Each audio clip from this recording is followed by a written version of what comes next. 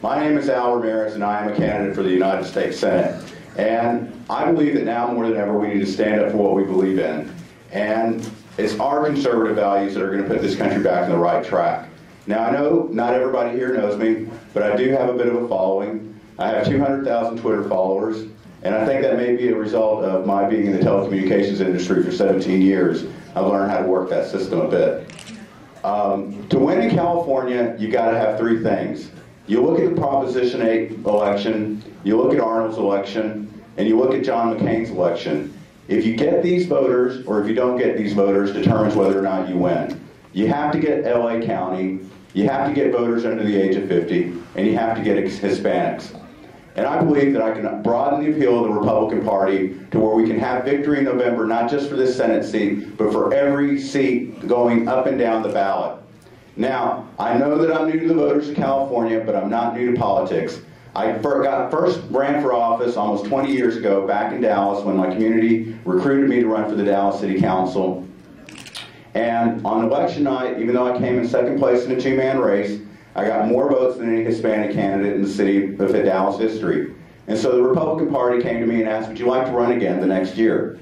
And I said, well, that's awfully soon, but let me see if I can get the time off from school. And who would have thought that the people that I would have met back then were the people that I need to know today?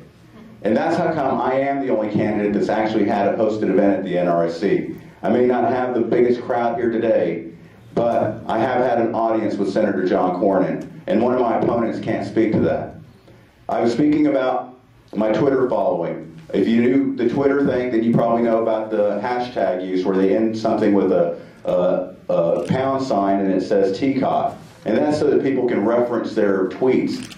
Well, there's also a leaderboard that goes with that. And number 1 is Newt Gingrich, number 2 is Glenn Beck, and number 3 is Al Ramirez, is the most interesting Republican to follow. The most number of followers is Newt Gingrich again, Steve Poizner number 2, and I'm number 3. So if you're looking for me in the LA Times, when was the last time you read good news about a Republican in the LA Times?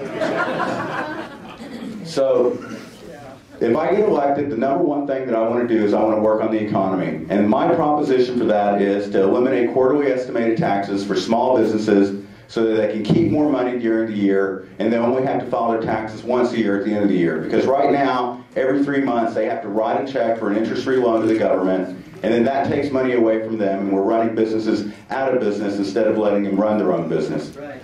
And then the other thing that I think I can do is I think I can be the candidate that can tackle the illegal immigration issue, because I think that I can convey the belief that if you came to America for freedom, you came for the right reasons, but if you came for a free ride, you made a big mistake. Learn more about me, go to alramirez.com, and let's defend the American way. Thanks a lot. Thank you, Al. See, it's interesting.